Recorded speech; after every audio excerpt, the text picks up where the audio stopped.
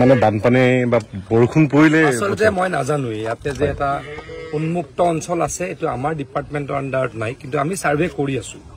কালিও মুখ্যমন্ত্ৰী ডাঙৰীয়াই অসমৰ ৰাইজক কৈছে যে অসমত 264 কিলোমিটাৰ আৰু মথাউৰি মাৰিলে আমি মথাউৰি নথকা অঞ্চল নাইকিয়া কৰিব পাৰো আজি মই আচলতে গৈছিলো দুধনৈলে দুধনৈৰ পৰা আহি দুধনৈতে শুনিলো যে ইয়াতে এটা ৰাইজে বান এইটো এটা ৰাইজে বান্ধিছিলে আৰু অলপ আগত শৈলগঞ্জৰ বিচনে কৰিছিল আৰু সেইটো ভাঙাত ৰাইজে নিজে কৰিছে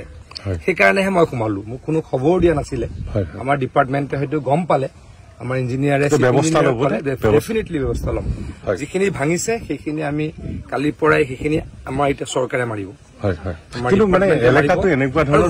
ভৱিষ্যতে মই ৰাইজৰ লগত কথাও পাতিছো ৰাইজে যদি অলপ মাটি এৰি দিয়ে